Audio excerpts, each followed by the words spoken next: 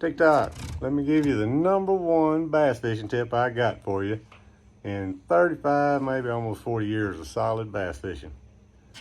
Never get on the deck of a bass boat without one of these in your pocket or a Leatherman or a knife attached to your hip on you somewhere.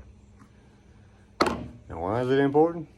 6 inches made the difference in life or death to me, and I didn't have one of these on me. Fishing on South Toledo one time, and I mean, I logged thousands of trips, hundreds and hundreds of night trips, all of them by myself most of the time.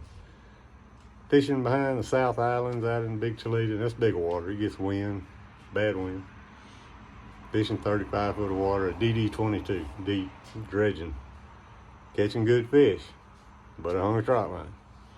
No problem, hung hundreds of trot lines, it's not a big deal. Pulled it up. I always did my best not to cut a trot line. Anyway, go to pulling it up, tug and tug and tug, and finally get down to that $5 crankbait and get a hand on it and pull it all into the boat. Pull it up there, and I'm fighting with the wind, 15 mile an hour wind, 2 foot waves, plus railroad steel probably on that trot line. And the hook of my DD22 was through the eye of that trot line hook.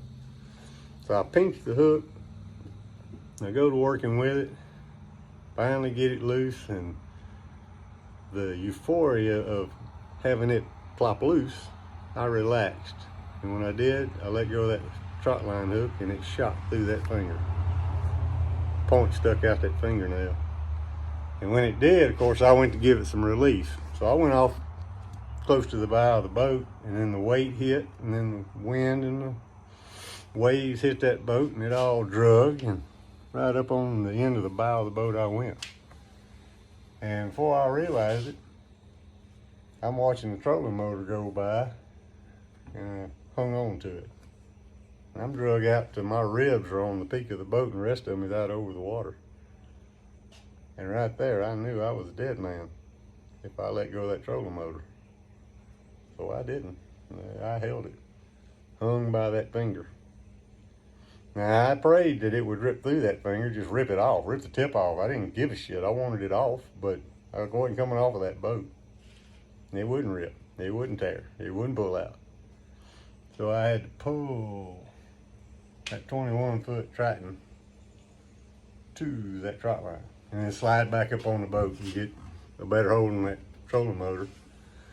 And of course, it stretched out again. I had to pull it back one more time and grab that stage line. It zip, too slick, couldn't hold it. Went all the way down again.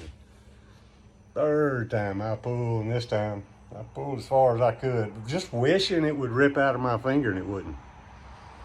I finally got it back far enough. I got the main line over the trolling motor.